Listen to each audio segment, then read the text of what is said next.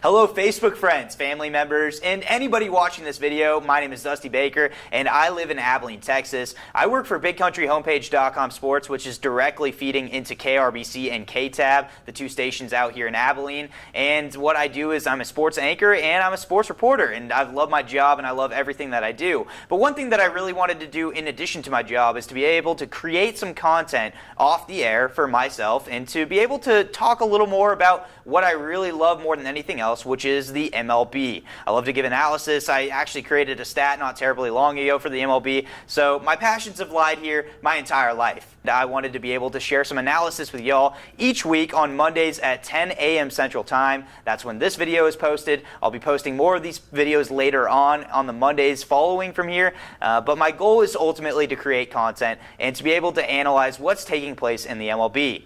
So starting with this show, what I'm going to do for you guys is give you my off-season review. The MLB offseason was a very weird one this year, one that was unprecedented. We had a lot of guys signing for much lower deals and much later in the offseason. So I'll give you a little review on that. And then next, what I'll do is I'll give you my fantasy baseball star, my stud, and then a player that could be under the radar, so a sleeper, and then a bust potential that I have that I see going into the season. So starting with the offseason, this was a very strange offseason indeed. A lot of players signed very late and some for very small contracts, such as Mike Moustakas, who rejected his qualifying offer of $17.2 million and then ended up signing for only $6 million, something that was a little shocking to me indeed. He's a solid player and he's back with the Kansas City Royals. He had so many other fits out there, but teams would not budge. Other players such as Jake Arrieta just recently signed. He signed with the Philadelphia Phillies. So very weird offseason, but I wanted to talk about the winners and the losers and the question marks that I have from this offseason. Starting with the winners, the New York Yankees. They won big by catching the biggest fish. Of course, the Miami Marlins, Giancarlo Stanton, in a trade that sent Starlin Castro to the Miami Marlins. But Stanton, of course, with the Yankees now, already had 59 home runs and an MVP under his belt. Only will see more pitches right down the pipe to drive out of Yankee Stadium with Judge and Sanchez in front and behind him in the lineup. I'm excited to see what the Yankees can do in the middle of that lineup, and it's going to be scary, folks. Watch out for the Yankees. They are a winner this offseason. Yet another winner is their rival, the Red Sox, who just signed JD Martinez, 5 years and $110 million, and not a bad deal for a guy that's probably going to hit you 40 to 45 home runs as a DH in your lineup. One question mark is, will JD Martinez actually play the outfield as well as DH for the team? That remains to be seen. I hope for the Red Sox case that he strictly DHs, because I know that they have other guys in the outfield that can do that job defensively much better than JD Martinez. Now moving on to the losers of the offseason, and I have to go just 2.5 hours down the road to Arlington, where the Texas Rangers made terrible moves this offseason, bringing in Tim Lincecum, who did not pitch last year, Bartolo Colon, who will not make this team, and if he does, that's a disgrace, and they also brought in Matt Moore to be their number 2 starter.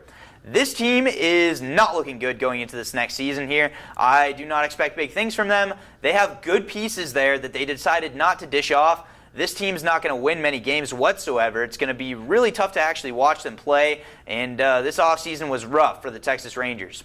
Another team that it was also rough for, the Pittsburgh Pirates and their fan base. My goodness, you just got rid of your MVP of the past, Andrew McCutchen, and you traded Garrett Cole. You did not get much left. You did not receive much. And the Pirates also acquired Corey Dickerson. I don't really understand the move of acquiring a decent player and trading off 2 of your best players. Are you trying to win? Are you trying to lose? What are you doing, Pittsburgh? I don't understand. Maybe that's why you're Pittsburgh. I really don't get it. And you guys come in one of the last places here in the offseason. But the worst team of the offseason, pretty obvious, it was the Miami Marlins. They dished off Christian Yelich. They dished off Marcell Ozuna. And they got rid of D. Gordon. Oh, and let's not forget Giancarlo Stanton. This team got rid of those many great players, and the best player they got back was Lewis Brinson, who has decent upside, but my goodness, that's all you got back for those 4 studs? What are you doing, Derek Jeter? What are you doing? I don't understand his plan. I don't get it. Maybe he does. That's why he's the job. But man, what a rough offseason for the Miami Marlins.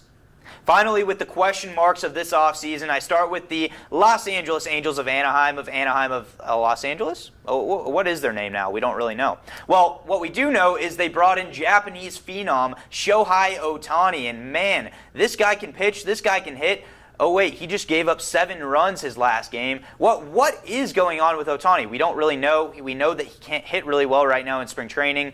That might be a flaw. Of course, spring training doesn't tell the whole story, and his pitching hasn't been that great either. What we do know is Ohtani's very young. He could start the year in the minor leagues. That would not shock me. I think the Angels made decent moves with bringing in Ohtani. In addition to that, also, they got in Cozart, they got Ian Kinsler, so I like those moves. I think the Angels got better this offseason. Maybe the best move they made was re-signing Justin Upton before the market really got awful. But to be able to see what Shohei Ohtani is going to do this season is definitely going to be something to keep your eye on. I don't know how it's going to be. That's why it's a question mark. But what I do know is the Angels took a huge risk, and for all you know, it could be a huge reward.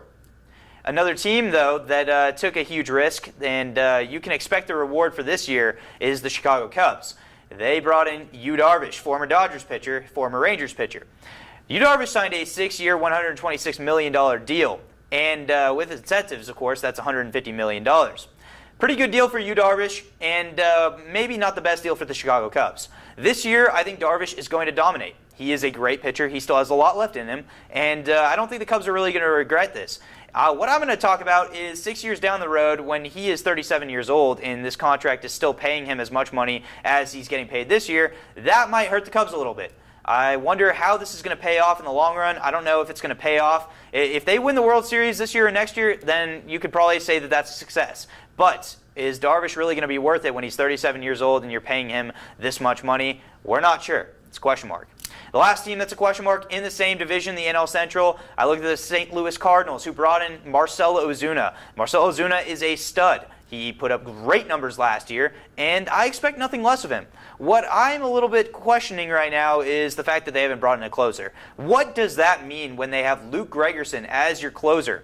He's not legit. He doesn't have what it takes to be a closer. Greg Holland is still on the market somehow. Why are they not taking a greater look at Greg Holland? It baffles me. I really don't know. But the St. Louis Cardinals have had a very strange offseason because while bringing in Marcell Ozuna was a great move, there's clearly still holes to where they need to catch up with the Chicago Cubs and even the Milwaukee Brewers, who are a team that are arguably one of the winners of this offseason. Now, as the offseason was very strange and very slow, I expect next year's offseason to be a lot quicker because of bigger names out in the market. And so that transitions me into the fantasy baseball aspect of this, where I give you one star, one stud, one sleeper, and one bust. And I start with the guy that will probably set the market off in the 2018-2019 market, which is Bryce Harper. In Yahoo leagues, standard Yahoo leagues, he is ranked 9th. I don't understand why that is, considering you know that this guy is going to go off this year. He will hopefully get a full season. Last year he got hurt for a bit, and his numbers, of course, were not as large as what you would expect. But this year, what I'm expecting for Bryce Harper, as the star that he is, I want to see around 40 home runs from him, more than 100 RBIs, and his average will hang around what it was last year, around 320, and that is considered a star right there. You easily should draft him if he is available, and if Mike Trout or Altuve are taken but nobody else is taken, I would have Harper and probably Arenado back-to-back there. I really like those two in the 3-4 slot. I don't know why Harper is down all the way at 9. Now, in terms of the stud, I go to the 20 to 50 range here in terms of Yahoo drafts, and right at the 41 is Christian Yelich, who was traded to the Milwaukee Brewers. I think his numbers are going to jump, and while he was in a great lineup last year, he also wasn't in a hitter's park. Now he's in Milwaukee, which is a launching pad. I expect Christian Yelich to hit 25 to 30 home runs this year. RBIs will probably not be high, but the run total will be high because he'll be at the top of the lineup, and expect his average to be a lot higher than it was last year. Last year was 282, and this year I expect it to be around 300, maybe even higher. He could have over 200 hits this year. Keep your eyes peeled on Christian Yelich. I think he's a solid bargain at 41. When you look at the sleepers out there, there's so many, but we got to go to the pitchers. And one guy that I saw very low in the sleeper category in my eyes was Charlie Morton, who is ranked 195 in Yahoo leagues. That is very low in my eyes for a guy that'll get you a good solid K per 9. Last year his K per 9 was right on the dot 10. He also had 14 wins and 7 losses last year, which is pretty impressive. This year he is slated to be the number 5 starter in the Houston Astros rotation, so he might be facing number 1 aces depending on the time of the year, or he'll be facing number 5 guys. It's going to really depend on injuries, of course. But what I do expect from Morton is to have a full season. If you didn't watch the World Series, you need to rewatch what Morton did in the final Game 7 because he was dominant in that game. And I expect him to continue to be that way this season. His ERA will be around the 3.40 range is my guess. He'll have at least 15 wins. I'm projecting him to have around 16 to 17. Look at what Drew Pomeranz had of a season last year. That's kind of what I'm expecting for Charlie Morton. And he's a guy that's going to be coming late in your drafts. Pick him up when you can because he is going to bring you great value as you go forward. Now, in terms of busts, the guy that I really am not a huge fan of at the pitcher position is Zach Greinke. I know that the humidor is in the Arizona Stadium now. Chase Field just recently implemented that, and that is the story of this offseason for the Diamondbacks. But what people don't know is Zach Greinke is averaging around an 85-mile-per-hour fastball. Let me talk about Jared Weaver for a sec because that's exactly what happened to him when he went to the San Diego Padres. He eventually had to retire shortly after because his velocity would not come back. Greinke has been reportedly saying that he is not confident in his stuff and that he may not get back to the 90s. There's a chance he doesn't even be their opening day starter and Robbie Ray takes that position, and I would stay away from Zach Greinke. His projected rank in Yahoo leagues right now is around 71 in the 70 range, and so I would keep your eyes off of Greinke. Be careful. Do not pick him unless it's a super late pick, which I doubt will happen. There's going to be that uneducated person in your league that'll take him. And let them do that because Greinke does not have a much higher rise after this anyways. He's 34 years old. He doesn't have much left in the tank in my eyes. He's a great pitcher, had a great history, but I just don't expect too much from him this year or years in the future if you're in a keeper league.